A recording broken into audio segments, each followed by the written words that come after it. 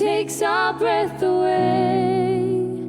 God, it's your love here on display.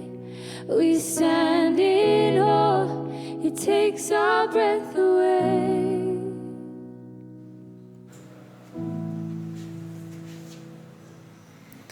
Fl-isem tal-Missier u tal-Iben u tal-Ispiritu Santu, amen.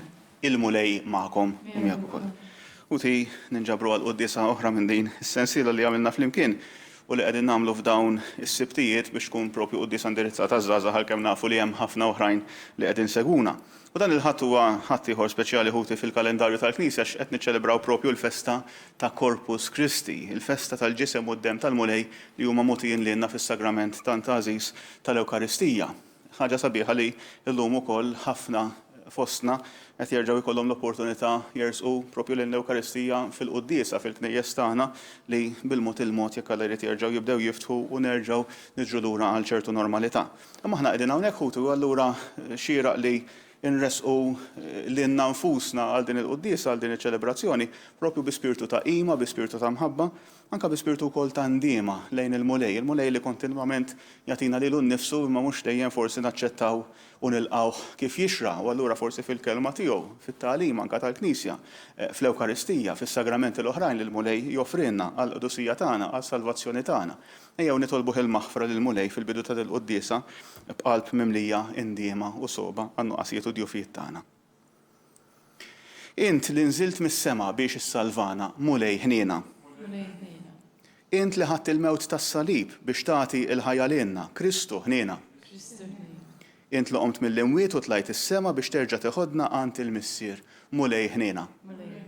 Iħenna lina Alla li jista' kollox, jaħfrinna dnubietna u jwassalna għal ħajja ta' dejjem. Amen. Glorja lil Alla, fil-għoli ta' smewwiet u paċi fl-art lil bnedmin ta' rieda tajba. Infaħruk, inberkuk, nadurawk, natuk ġieħ. Inroddulek ħajra l-glorja kbira tiegħek. Mulej Alla, Sultan tas-sema, Alla Missier li tista' kollox. Mulej Iben waħdini Ġesu Kristu. Mulej Alla ħaruf ta' Alla bin il-Missier. Int li tneħħi dnubiet tad-dinja ħenna lina. Int li tneħħi dnubiet tad-dinja il-qatt talb tagħna. Inti li qiegħed fuq il-lemin tal-Missier ħenna lina. Għaliex inti waħdek qaddis, inti waħdek mulej, inti waħdek il-għoli Ġesu Kristu, mal-Ispiritu Santu fil-glorja tal-Missier Alla. Amen. Nitolbu. U palma dejjem għamilna f'dawn il-ġimgħa inħeġġukom biex f'dan il-mument naħsbu dwar it-talb tagħna, naħsbu dwar l-intenzjonijiet tagħna x'nixtiequ nresqu fuq il-mejda tal-artal flimkien mal-offerti tal-ħobs u l-inbit li se ninnofru iktar il-qudiem. Ix-xewqat il-bżonnijiet tagħna li niġbruhom quddiem il-mulej u nresquhomlu. Jiena nixtieq ħuti li f'din il-quddiesa niftakar b'mod speċjali f'żewġ żgħażagħ propju żgħar ta' 13-il sena, Gabriel Vella u Fran Vella li mietu din il-ġimgħa. Nitolbu għalihom biex il-mulej ċertament jagħtihom il-premju tal-ħajja ta' dejjem u jagħti ħafna faraġ, ħafna konsolazzjoni lill-familjari tagħhom, lill-ġenituri tagħhom, lill-aħwa li huma ħallew warahom. Nitolbu verament anki għaż-żgħażagħ kollha li qegħdin ibatu kull xorta ta' martu dbatija. Imma llum ukoll nixtieq aħbar pożittiva. Nirringrazzjaw ukoll il-mulej għal Matteo Grima li tlabna lih f'dawn l-aħħar ġimgħat li kien sofra inċident imma l-grazzja tal-Alla qiegħed jerġa' jiġi l-qudiem ħafna wkoll qed jiġi għan-normal u jidher li jekk m'iniex se jersbal illum ukoll għandu l-birthday. U allura bħala komunità nifirħulu nkomplu nakkumpanjawh fit-talb tagħna. Nitolbu. U għall-inti f'dan is-sagrament tal-għaġeb ħallejtilna t-tifkira tal-passjoni tiegħek. Għatina nitolbuk li nqimu l-misteru tal-ġisem quddiem tiegħek jekk li nħossu fina bla qiegħda dak li rebħitilna l-fidwa tiegħek. Int li jintalla u tgħixu s-saltan malla l-Missier flimkien mal-Ispiritu Santu għal dejjem ta' dejjem. Amen. Qari mill-ktieb tad-Deuteronomju. F'dak iż-żmien Mosè kellem lill-poplu u qal: Ftakar fil-mixja kollha li mexxik il-mulej Alla tiegħek matul dawn l-40 sena fid-deżert biex iċekknek u jġarbek ħalli jkun jaf x'għandek f'qalbek jekk trid toqgħod għall-kmandamenti tiegħu jew le.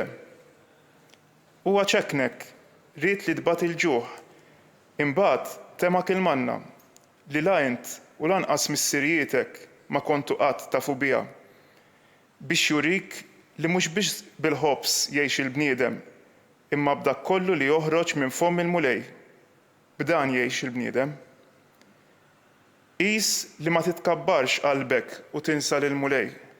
Alla tiegħek li ħarġek mill-art tal-Eġittu, mill-art tal-Jasar, u li mexxik fid-deżert kbir u jwaħħax, mimli srib velenużi u skorpjuni, art nixfa bla ilma xejn, li ħariġlek l-ilma mill-blata ta' żniet, li temak il-manna fid-deżert, li missirjietek ma kienu jafu biha xejn. Il-kelma tal-mulej. Sebbaħ Ġerusalem lil-mulej. Sebbaħ Ġerusalem lil-mulej. Sebbaħ Ġerusalem lil-mulej. Faħħar lill-Alla tiegħek Sion u jsaħħaħ l-istanek tal-bibien tiegħek u jbierek ġewwa fik lil-uliedek. Sebbaħ Ġerusalem lil-mulej. U jqiegħed fis-sliem it-trufijiet ta' artek u lilek bl-aħjar qamħ ixebbak u jibgħat fuq l-art il-kmand tiegħu bil-ħeffa tiġri il-kelma tiegħu. Sebbaħ Ġerusalem il-mulej. U jxandar kelmtu lil Ġakob, il-liġijiet u d-digriti tiegħu lill-Iżrael. Ma għamel hekk ma ebda poplu, lil ħadd ma għarraf id-digriti tiegħu. Sebbaħ Ġerusalem il-mulej.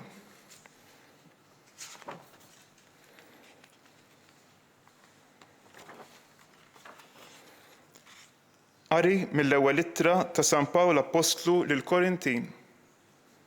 Ħuti, il-kalċ imbierek li fuq ngħidu l-barka mhuwiex għaqda mad-demm ta' Kristu u l-ħobs li naqsmu mhuwiex għaqda mal-ġisem ta' Kristu. Għax l-ħobża hi waħda, aħna li aħna ħafna, aħna ġisem wieħed. Il-kol kemm aħna nieħdu sem minn ħobża waħda. Il-kelma tal-mulej.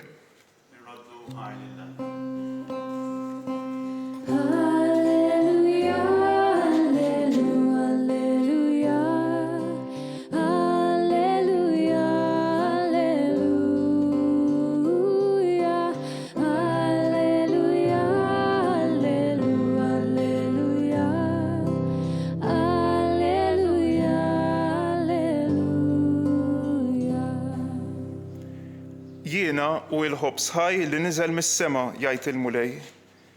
Jekk xi ħadd jiekol minn dan il-ħobs jgħix għal dejjem.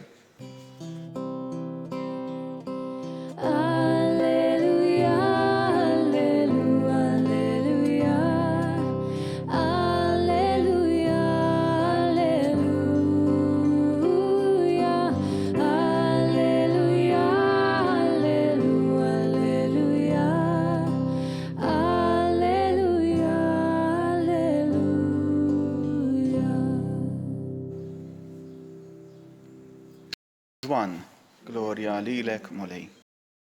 Il-ħobs il-ħaj li niżel mis-sema. Jekk xi ħadd jiekol minn dan il-ħobs jgħix għal dejjem. U l-ħobs li jiena nagħti huwa fuq hekk il-lut tlewmu bejniethom u bdew jgħidu kif jista' dan jagħtina ġismu tiklux il-ġisem ta' bin il-bniedem u ma tixorbux demmu ma jkollkomx il-ħajja fikom. Min jiekol ġismi u jixrob demmi għandu il-ħajja ta' dejjem u jiena inqajmu mill-imwiet fl-aħħar jum, għax ġismi huwa tassew ikel u demmi hu tassew xorb. Min jiekol ġismi u jixrob demmi jibqa' fija u jiena fih. Bħalma batni l-missier li hu ħaj u jiena ngħix b'missieri, hekk ukoll min jiekol lili hu wkoll jgħix bija. Dan huwa il-ħobs li niżel mis-sema, mhuwiex bħal dak li kielu missierijietkom u mietu. Min jiekol dan il-ħobs jgħix għal dejjem. Il-kelma tal-mulej tifħir lilek Kristu.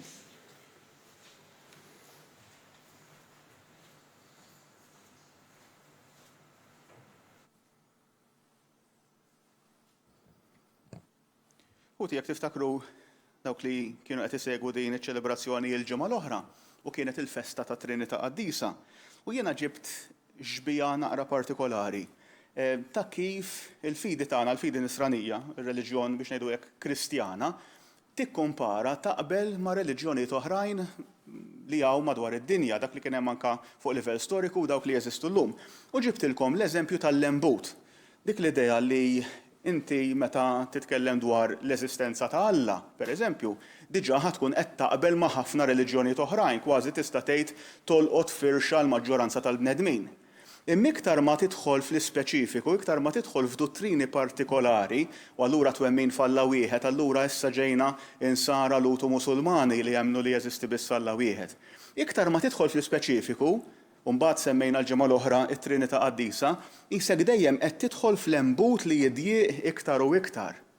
U allura l-ġimgħa l-oħra propju ġib din l-idea tal-embut biex nispjega kif aħna bħala Ansar mbagħad hemm ċertu dottrini, ċertu tagħlim li lilna jiddistingwuna mbagħad mir-reliġjonijiet l-oħrajn.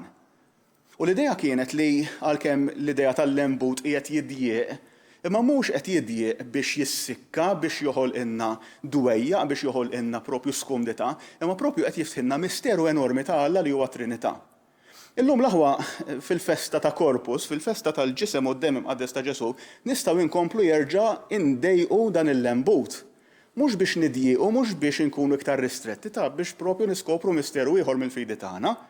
Għax issa aħna l-koll nafu li hemm ċertu veritajiet, ċertu elementi ta' twemmin, ċertu aspetti tal-fidi tagħna li jiddistinguna, li jażluna biex ngħidu hekk, niddejjaq nuża l-kelma jifirduna, imma sa ċertu punt firda hemm trid u ma tridx, li jażluna anke minn ħutna Kristjani oħrajn. Minn ħutna wkoll li jemmnu fit-Trinità, li jemmnu f'Ġesu, li jemmnu fis-salvazzjoni li huwa rebħinna. Imma hemm ċertu dottrini, hemm ċertu tagħlim fejn aħna f'daqqa waħda kważi nsibu ruħna il-Kattoliċi biss. Jew inkella bħallum din il-festa tal-ġisem u d-dem imqaddes ta' Kristu, allura immaġinaw il-lembut ikompli jiddjieq.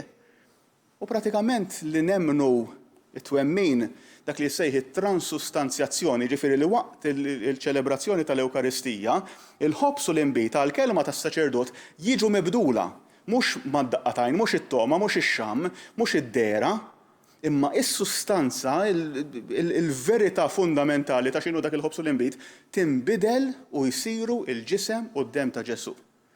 U hawnhekk insibu ruħna il-Kattoliċi u l-Ortodossi biss. Għax anke ħutna l-insara li huma xorta waħda qrib tagħna taf ħafna mit-tagħlim ieħor, Anglikani, Ortodossi, Evanġeliċi. Imma għandhom idea differenti minna tal-Ewkaristija, għandhom idea differenti, jagħtuh tifsira differenti minn tagħna. U allura tajjeb ukoll inkunu nafu għalfejn aħna nemmnuha.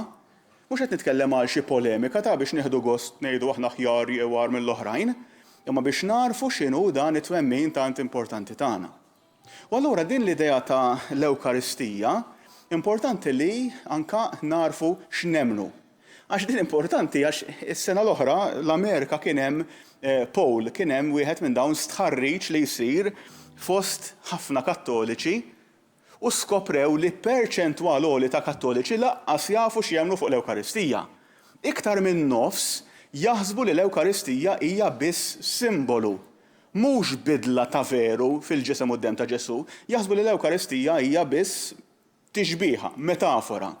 Tfakkarna fil-ġisem u d-dem ta' Ġesu, imma mhux veru hemm il-ġisem u d-dem ta' Ġesu ġewwa fiha.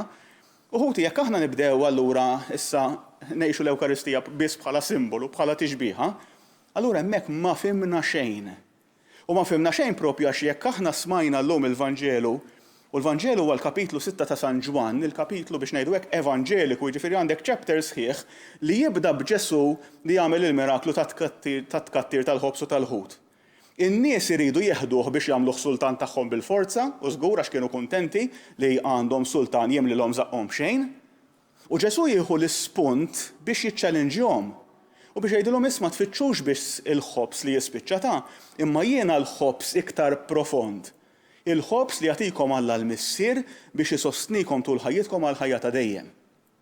U hawnhekk jidħol il-qofol ta' għalfejn aħna nemmnu li l-ħobs u l-inbit li għandi qudiemi hawnhekk għal din il-quddiesa, għal dik il-kelma li jiena ma ngħidix għax jistħoqli, għax jiena dajjef daqs ħadd ieħor u iktar minn ħadd ieħor ukoll. Imma propju minħabba lil mulej bla ma jistħoq li tagħni din il-grazzja li nkun saċerdot, li nkun presbiteru, allura għandna aħna bħala Knisja għandna din ix-xorti li fil-mument tal-konsagrazzjoni dak il-ħobs u dak l-inbit jinbidlu fil-ġisem, id-dem, ir-ruħ u d-divinità ta' Ġesu. U hija xi ħaġa reali u narawha anke mit-ton ta' Ġesu f'dan il-Vanġelu. Għax Ġesu x'jagħmel imbagħad lin-nies jiċċallenġjhom lil Lut li kellu qudiemu. U jgħidulhom min ma jikolx il-ġisem ta' bin il-bniedem u ma jixrobx id-dem tiegħu m'għandux il-ħajja fih.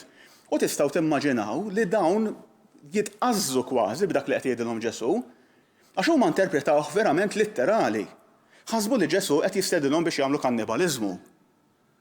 U fil-fatt, meta lil Ġesu jgħidulu kif jista' jkun ma tarax, anke żommu f'moħħkom aħna lina għandna 2000 sena warajna, jiġifieri minn żmien Kristu law, li nafu li l-Knisja tgħallem din id-dottrina u allura aħna nifhmu sa ċertu punt anke fil-faqar tagħna x'qed jgħid Ġesu li sagramentalment il-ħobs u l-inbit jinbidlu fil-preżenza reali tiegħu. Imma l-Lut kienu qed jisimgħu dan il-kliem ta' Ġesu għall-ewwel darba. Imkien fl-istorja, imkien fil-profeti ma kien hemm xi profezija li tgħid li xi darba l-Messija ħajatina ġismu u dembu biex nikluħu biex nixorbuh. Allura huma kellhom disgust anke fir-reliġjon tagħhom iktar u iktar, propju huma ma kinux jieklu li kellhom imħallat bid-demm. Għalihom id-demm minħabba li kellu s-sinifikat id-demm li għaddej fil-vini tagħna huwa il-ħajja tal-bniedem, allura ma setgħux jikluh. Meta aħna mmorru Iżrael biż-żgħażagħ waqt xi pellegrinaġġ jew anke bil-kbar, intendi, imma m'hemmx ħassib il-mazzit, jifier m'hemmx ħassib tiekol id-demm. Anke joqogħdu attenti ħafna kemm il-Lut u anke l-Musulmani biex annimali jiskarnaw, jiġifieri qatrulu kull qatra ta' demmu qabel jikluh, qabel jixuh, qabel isajruh. Għax għalihom id-demm huwa no-go area, jiġifieri dak ma tiklux żgur. Dak ma jmiss miegħek, għax dak huwa kważi xi ħaġa sagra. U jiġi Ġesu jgħidilhom tridu tieklu ġismi u tixorbu demmi. Tasplodilhom moħħhom lil dawn in-nies, ma setgħux jifhmu x'qed jgħid. U meta jmeruh, u meta jiqfulu, Ġesu mhux talli jgħidilhom le fimtuni ħażin, metafora qed ngħidilkom tixbieħa il-ġisem ġismi u demmi qishom ħobs, qishom inbit, qishom ikel, qishom xorb. Ma jgħidilhomx hekk Ġesu, jibqa' jinsisti. U jerġa' l-kliem li jinsisti bih huwa iktar iebes u jgħidilhom jekk ma tiklux, u aħna translation hija tiklux, imma Ġesu qed jgħidilhom jekk ma tgermux.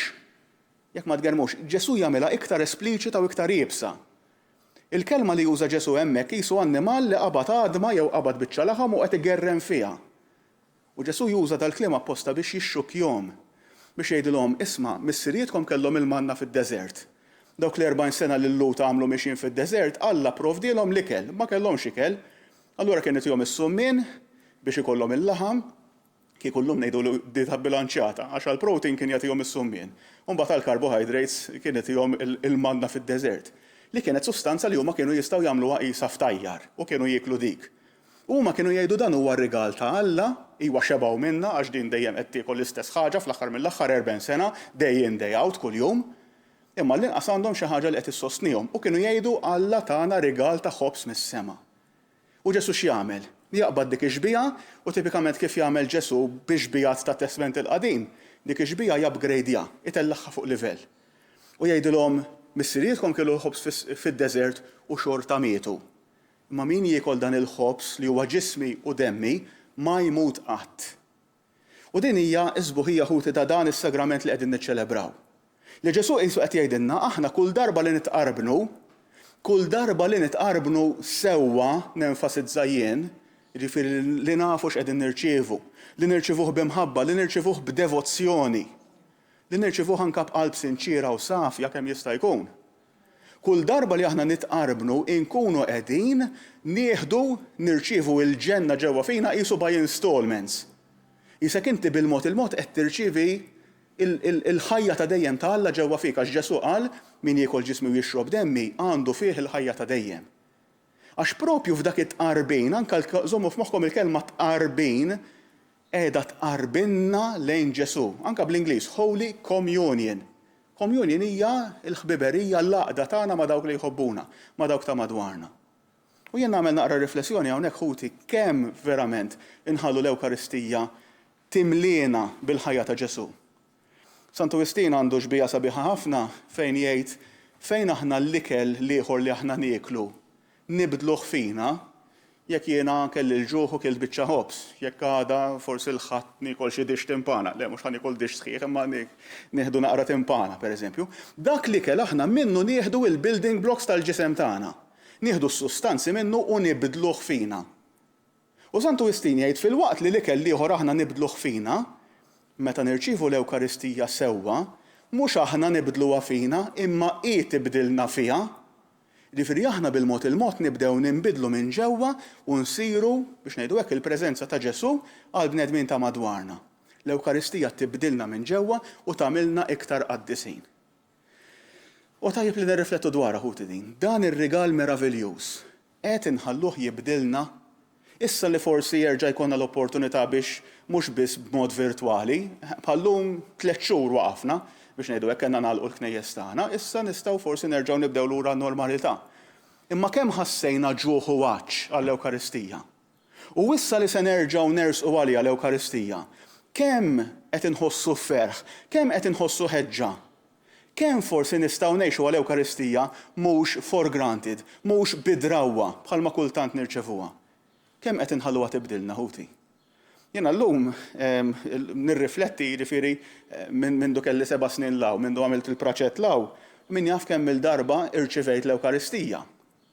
Dalgħodu, sfortunatament kelli quddies oħra li kienet funeral sfortunatament, imma dalgħodu kienet 8,000 quddiesa li jiena ċelebrajt bħala qassis mill-ordinazzjoni tiegħi 16 sena ilu.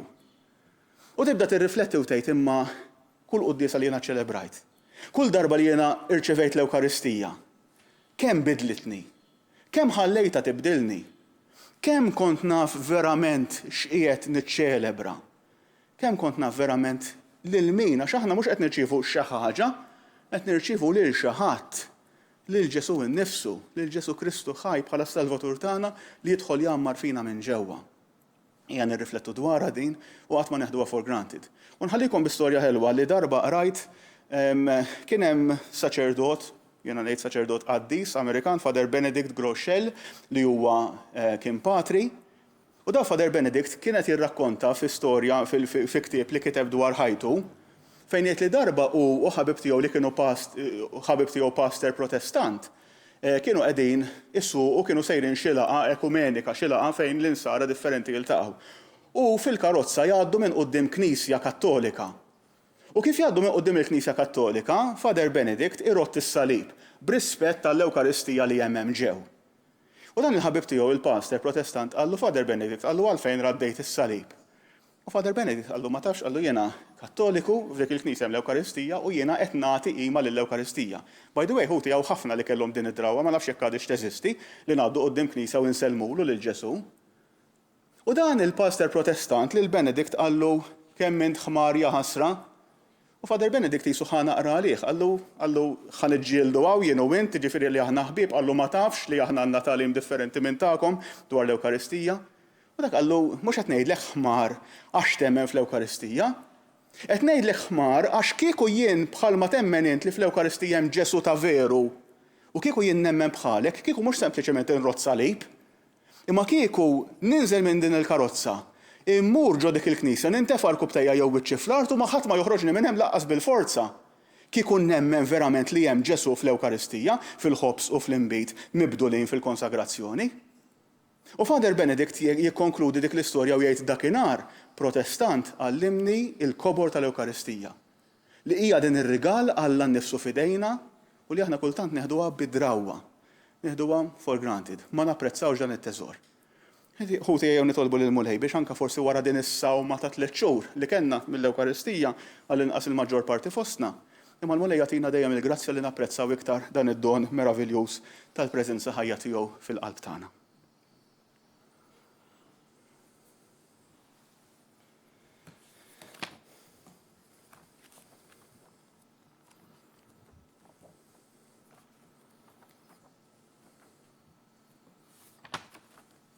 U flimkien ħuti jew issa wkoll nistqarru l-fidi tagħna permezz tal-kredu. Jiena nemmen f'Alla wieħed il-Missier li jista' kollox, li ħalaq is-sema u l-art, dak kollu li jidher u dak li ma jidhirx. U f'mulej wieħed Ġesu Kristu iben waħdini ta' Alla, imnissel mill-Missier qabel kull żmien. Alla minn Alla, dawl minn dawl, Alla veru minn Alla veru. Imnissel mhux magħmul, natura waħda mal-Missier u bih sar kollox. Niżel mis-smewwiet għalina l-bnedmin u għall-fidwa tagħna. U ħal ġisem bis-seta tal-Ispirtu Santu minn Marija Verġni u sar bniedem. Salbu ħalina, bata taħt Ponzju Pilatu, mietu difnuh. U fit-tielet jum qam minn bejn l-imwiet skont il-kodba mqazza. U tela s-sema u qiegħed fuq il-lemin tal-Missier. u għandu jerġa' jiġi bil-glorja biex jagħmel ħaq mill-ħajjin u mill-mejtin u s-saltna tiegħu ma jkollix tmiem. U fl-Ispiritu Santu mulej li jagħti l-ħajja li ġej mill-missier u mill-liben li jum mweġġaħ flimkien mal-missier u mal-liben u li tkellem fehom il-profeti. U fi Knisja waħda qaddisa Kattolika Apostolika nistqar ma' mudija waħda għal maħfra ta' dnubiet u nistenna l-qamma mill-imwiet u l-ħajja ta' żmien li ġej. Amen. U tenresqu it-talbit tagħna quddiem il-missier ħanin tagħna tas-sema. Nixtieq nitlob l-ewwel ħaġa għalina għall-Knisja. Għall-Knisja li għandha l-privileġġ li għandha l-barka kbira li fiċ-ċentru tagħha jkollha l-Ewkaristija. Id-dokumenti tal-Knisja jsejħu l-Ewkaristija il-bidu u l-qofol, il-bidu u l-quċċata, l-għajn u l-quċċata tal-ħajja tal-Knisja. Għandna l-Ewkaristija. Nitolbu mulej biex l-Ewkaristija dejjem tkun il-ħajja tagħna, li dejjem napprezzaw dan id-don meraviljuż, li niċċelebrawh b'qima u b'imħabba. Li verament anka il-ħajja personali tagħna tkun ħajja li tgħix indirizzata lill-Ewkaristija b'xewqa li nirċevuk, imma anke bl-għażliet li aħna nagħmlu li jkunu għażliet li jaqblu ma' dik l-Ewkaristija li aħna nirċievu ġewwa fina. Nitolbu, ismana, nitolbuk mulej. Nitolbu għal bnedmin kollha mferxin madwar id-dinja, mod speċjali anke dawk li qed isofru l-ġuħ. Mhux biss ġuħ Ewkaristiku, ma ġuħ anke ta' veru biex ngħidu hekk, dawk li m'għandhomx biex jimlew lilhom infushom, dak li ma jafux minn fejn ġejja l-ikla tagħhom, ġenituri li jaraw lil uliedhom morda jew imutu bil-ġuħ. Nitolbu biex il-ġustizzja, l-integrità tal-mexxejja tad-dinja twassal biex anke jkun hemm tqassim iktar ġust tal-ġid tad-dinja, ħalli dawk li qegħdin ibatu ikollhom huma wkoll sem mill-ġid kollu li hawn fil-ħolqien. Nitolbu, ismana, nitolbuk mulej. Nitolbu għaż-żgħażagħ kollha, mod speċjali għaż-żgħażagħ li qegħdin ibatu. Illejla nitolbu b'mod speċjali għal Gabriel u għal Fran, għal Franceska biex il-mulej jilqaħħom fis-saltna tiegħu. Nitolbu wkoll għal tant żgħażagħ li mietu jew jinsabu morda, jinsabu batuti minħabba diversi raġunijiet, nitolbu għall-leżis tagħhom li jippruvaw jakkumpanjaw u ma jgħinuhom. Nitolbu biex il-mulej jkun tassew il-fejqan u s-salvazzjoni tagħhom. Nitolbu, ismana, nitolbuk mulej. Nitolbu għal koppji li qegħdin iħejju ruħhom għas-sagrament ta' żwieġ. Nitolbuk mulej anki għal dawk li frott is-sitwazzjoni tal-COVID-19 kellhom anke jibdlu il-pjanijiet tagħhom ta' żwieġ, imma nitolbuk mulej li dan ikun żmien qaddis għalihom ukoll fejn jarfu iktar l-imħabba tiegħek għalihom u jarfu jħejju ruħhom b'mod qaddis għal dan is-sagrament tant sabiħ li huma qegħdin jippreparaw ruħhom għalih. Nitolbu, ismana, nitolbuk mulej. U nirringrazzjawk mulej ukoll għal tant sabiħ li aħna naraw fil-ħajja madwarna. Nirringrazzjawk għal fejqan li inti tajt lil Matteo Grima u allura u anka tant persuni oħrajn li jkunu daqu il-preżenza tiegħek fil-ħajja tagħhom, persuni li anke f'dawn il-jiem forsi jsabu opportunitajiet ġodda ta' xogħol, anke reġgħu iltaqgħu mal-familjari tagħhom. Nirringrazzjawk mulej ta' dawn l-opportunitajiet biex aħna induqu il-barkiet tiegħek fil-ħajja tagħna. Nirringrazzjawk ukoll għall-opportunità li issa jerġa' jkollna sabiex niċċelebraw l-Ewkaristija bħala komunità nisranija. Nitolbu, ismana, nitolbuk mulej. Isir qaddis dawn it-talbiet u tant oħrajn inresquhomlok bi Kristu Sidna. Amen.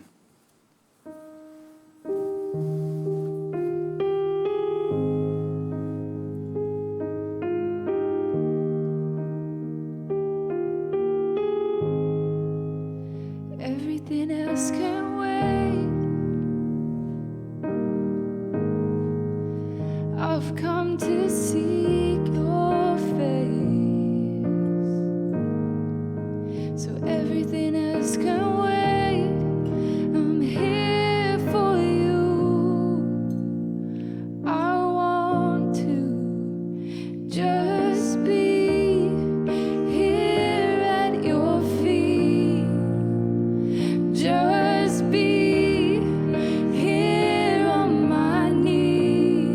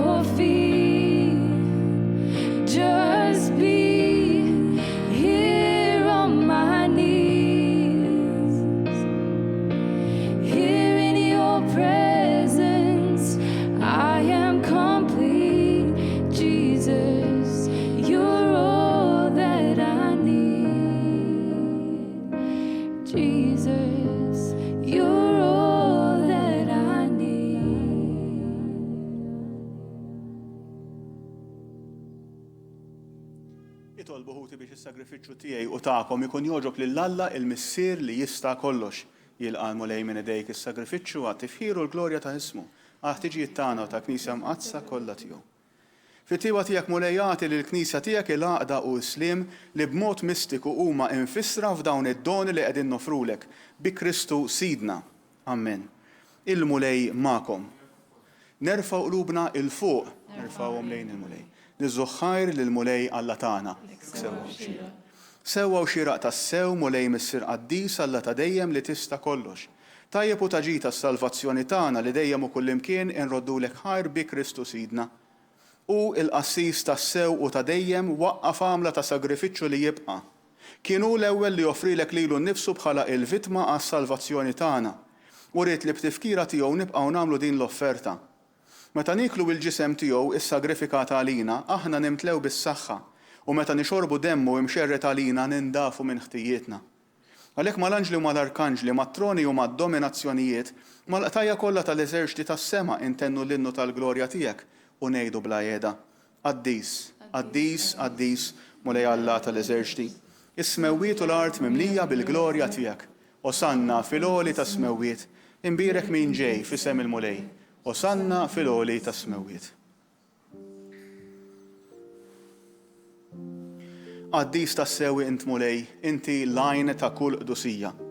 Qaddis għalhekk nitolbuk dawn l-offerti bil-barka tal-Ispirtu tiegħek biex isiru għalina il-ġisem u d-dem ta' Sidna Ġesu Kristu. Li meta kien se jingħata biex minn rajħi bati ħal ħobs, ratt il-ħajr, qasam, tal id-dixxipli tiegħu u qal: ħudu u kulu il-kol minn dan, għax dan huwa ġismi li jingħata għalikom.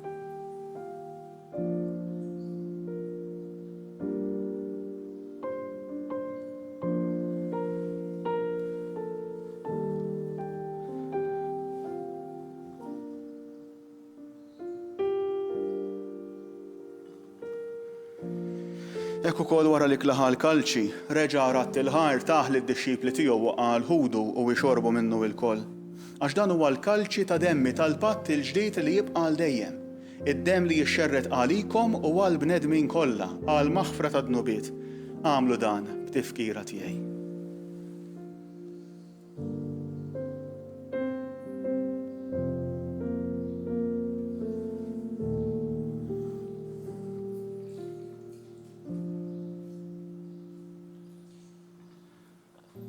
Dan hu il-misteru tal-fidi. Inħabbru l-mewt tiegħek mulej, inxandru bil-ferħ il-qawmien tiegħek, nistennewk sa ma tiġi fil-glorja. Għalhekk aħna nagħmlu dan b'tifkira tal-mewt u l-qawmien ta' Sidna Ġesu Kristu, nofrulek mulej il-ħobs tal-ħajja u l-kalċi tas-salvazzjoni, u nrodulek ħajra xogħġbok tilqana hawn quddiemek biex naqduk. U mill-ċokon tagħna nitolbu li l-Ispirtu Santu jaqadna f'ġisem wieħed li inna li neħdu sem mill-ġisem u d-dem ta' Kristu. Ftakar mulej fil-Knisja tiegħek imxerda mad-dinja kollha, u qed taqaf l-imħabba flimkien mal-Papa Franġisku, mal-Isqof tagħna Charles, mal-Isqof Joe li qiegħed jgħinu mal-Ministri tiegħek kollha. Ftakar ukoll fħutna li raqdu bit-tama tal-qawmien, ftakar mulej fil-mejtin kollha, daħħalhom quddiemek fid-dawl tas-sebħ tiegħek. Ħenna għalina l-koll nitolbuk, għati lilna wkoll il-wirt tal-ħajja ta' dejjem, flimkien mal-Verġni Mqazza Omm Alla Marija, mal-Arus tagħha San Ġusepp, mal-Apostli u l-Qaddisin kollha li jgħixu fil-ħbiberija tiegħek sa mill-bidu tad-dinja. Għamel li magħhom infaħruk u nsebħuk b'Ġesu Kristu ibnek. Bi Kristu, ma' Kristu u fi Kristu jingħata lilek Alla missier li tista' kollox. Flimkien mal-Ispirtu Santu, kull ġieħu glorja għal dejjem ta' dejjem. Amen. U kull darba li aħna nitolbu it-talba tal-missier nitolbuh il-ħobżna ta' kuljum. Ejjew illum nitolbuh mhux biss il-ħobs li għaddi, il-ħobs li jemliena għal ftit momenti ma mbagħad jintemm, imma il-ħobs ta' veru lil Ġesu stess li jitmana kemm bil-kelma tiegħu imma wkoll fuq kollox dak li qegħdin niċċelebraw dan il-weekend fl-Ewkaristija, il-ġisem u d-dem qaddis tiegħu nitolbuh li dejjem ikun preżenti għalina u aħna nkunu preżenti għalih fuq kollox li aħna nilqgħu li aħna nadurawh inqimuh li l-ħajja kollha tagħna tkun indirizzata għal din il-laqgħa tagħna miegħu fit-Qarbina Mqazza. Missierna li inti fis-smewwiet jitqaddes ismek, tiġi saltnatek, ikun li trid int kif fis-sema hekk da fl-art. Ħobżna ta' kuljum atina llum. Aħfrinna dnubietna bħalma naħfru l-minuħati għalina La ddaħħalniex fit-tiġrib, iżda ħlisna mid-deni. Eħlisna nitolbuk mulej minn kull deni. Atina fit-tieba u l-ħniena tiegħek il-paċi fi żmienna biex inkunu ħielsa dejjem mid-dnub u mħarsa minn kull inkwiet. Aħna nistennew u nittamaw il-għena u l-miġja tas-Salvatur tagħna Ġesu Kristu għax tiegħek hija s-saltna l-qawwa u l-glorja għal dejjem. Mulej Ġesu Kristu li qed lill-apostli tiegħek inħallilkom is-sliem, nagħtikom is-sliem tiegħi. La tħares lejn dnobietna iżda ħares lejn il-fidi tal-Knisja tiegħek. Għati jaslim u laqda li inti trid fiha, int li tgħixu s-saltan għal dejjem ta' dejjem. Il-paċi tal-mulej tkun dejjem magħkom. Għatu l-paċi lil xulxin.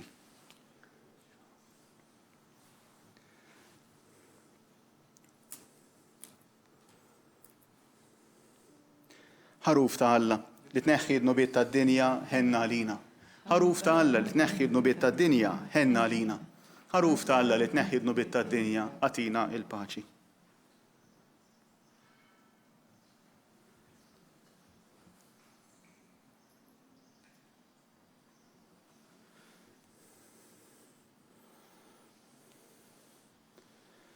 Dan u l-ħaruf ta' Alla, dan u li jneħħi d-nobiet tad-dinja. Ħejjin dawk li huma mistiedna għall-ikla tal-ħaruf. Mulej ma jisħoqlix li tidħol taħt is-saqaf tiegħi. Iżdejt kelma waħda u ruħi tkun imfejja.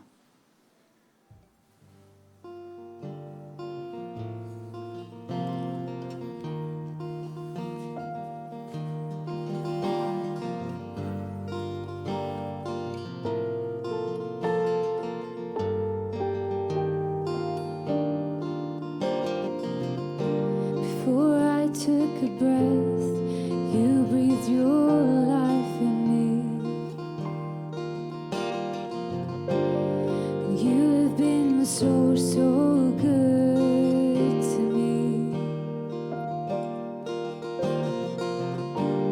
Before I spoke a word, you were singing over me. You have been so, so kind to me. And oh, the overwhelming, never-ending,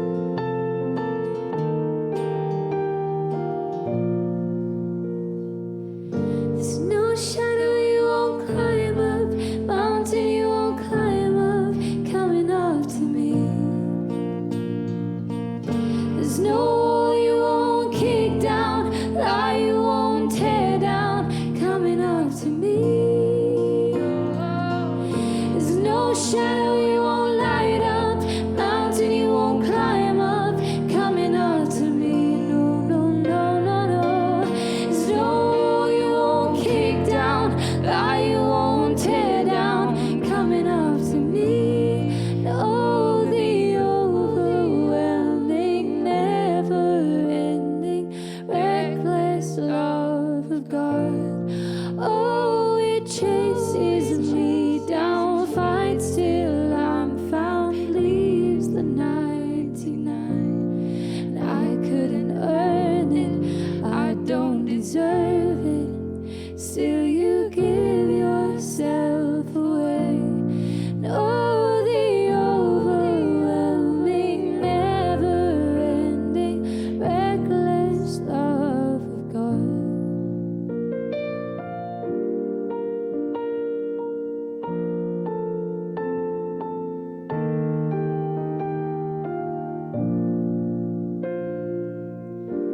Ġesu, jiena nemmen li inti tinsab ta' bil-ħaq fis-sagrament tal-Ewkaristija. Irrid inħobbok fuq kollox u fuq kulħadd. Inti taf li nixtieq nirċevik ġewwa fija. Imma ġala darba bħalissa ma nistax nilqak ġewwa fija sagramentalment, nitolbok li tiġi fija spiritwalment. Ejja għandi Ġesu tiegħi biex jiena niġi għandek. Ħeġġiġni bl-imħabba għalik biex f'ħajti u f'mewti jiena nemmen fik, nitma' fik u nibqa' nħobbok għal dejjem.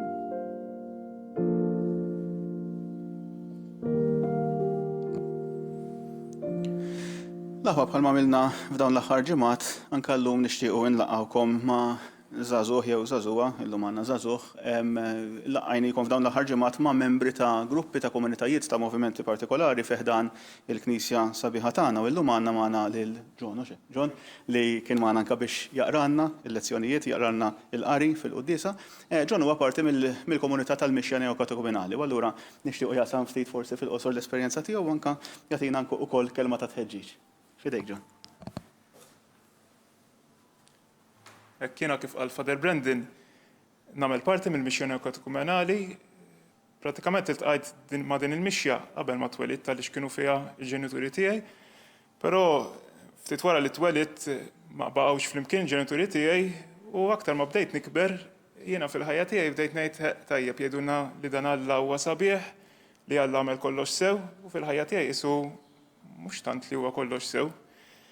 U hekk jiena bdejt ukoll din il-mixja f'komunità bħal pija tal-Knisja hija magħmula minn ħafna nies differenti, kultant nistħajjilna isna żu min il-gorilla, min in-naġa, min l-iljun.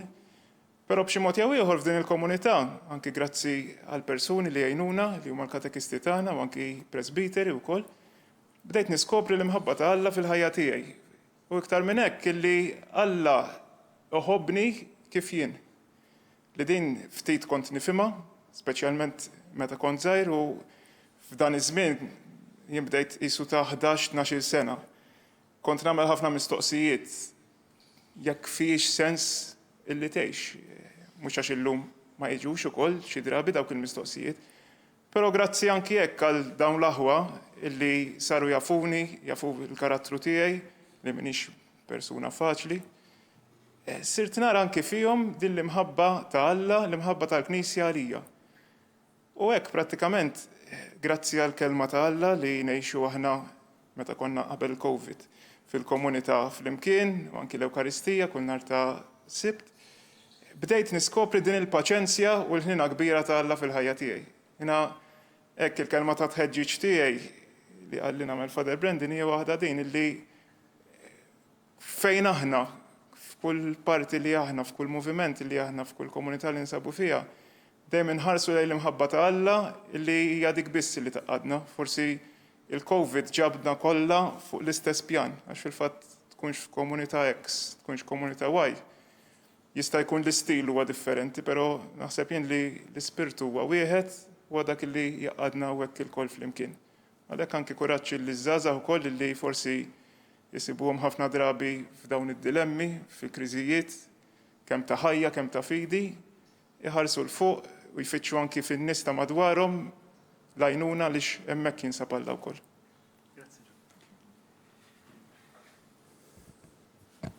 Avviż żgħir mhux tal-parroċċa x'aħna m'għandniex parroċċa, imma komunità virtwali avviż żgħar li nixtiequ naqsmu magħkom. Tnieda website, sit jismu qudies.knisja.mt fil-fatt issa fuq l-screens tagħkom għandu jitlaw wkoll il-banner. li anka minħabba realtà kif qiegħda bħalissa fejn forsi f'ċertu parroċċi kellhom jew ċertu knejjes kellhom iżidu jnaqsu jirranġaw ħinijiet ta' qudies anka biex ikonna wkoll l-opportunità li nkunu nafu x'hemm availabilities anka minħabba ħinijiet minħabba social distancing u allura l-knejjes il-capacity tagħhom naqset drastikament. Allura dan is-sit qudies.knisja.mt huwa opportunità tajba biex aħna narfu fejn hemm il-qudies aqrib tagħna u hemm lista ta' qudies, lista ta' knejjes u lista ta' ħinijiet. U allura tajjeb li nagħmlu użu minn din ir-realtà biex fil-jiem li ġejjin jekk Alla jrid inkunu nistgħu nersqu mill-ġdid anke lejn il-knejjes tagħna lejn il-komunitajiet li aħna parti minnhom. Bħal dejjem nirringrazzjaw lill-istaff kollu li qed jakkumpanjana u jagħmilha possibbli għalina f'dawn il-jiem li nwaslulkom din l-Ewkaristija. Nirringrazzjaw ukoll lil Bettina u Filippa li reġgħu magħna llum bil-mużika u l-kant sabiħ tagħhom. Sib li ġej ma jkunux hawn għax ikolli nikxifa Filippa tal-kitarra biex tkunu tafu. Nhar il-ġimgħa flaxija se tiżżewweġ lil Julian u allura hija waħda minn dawk il-koppji li jiena semmejthom fit-talbiet, dawk il-koppji qed iħejju ruħhom għażwieġ li tolbu ħafna għalihom u anke kien nerġa' ngħid għal dawn il-koppji biex il-Mulej iberikhom ħafna bl-esperjenza tal-imħabba tiegħu anke fi żwieġ tagħhom. Nitolbu. Għamel Mulej li aħna induqu minn issa il-ħlewwa li għad inġarbu bid-dera tiegħek fis-sema li hawnhekk inti tagħtina ħjiel tagħha fit-qarbin bil-ġisem quddiem għażiż tiegħek. Int li tgħixu s-saltan għal dejjem ta' dejjem. Amen. Il-Mulej magħkom. Iberikkom u jħariskom Alla li jista' kollox. Il-Missier u l-Liben u l-Ispiritu Santu. Morru fil-ferħ u fil-paċi ta' Kristu. Inroddu ħajr lil Alla.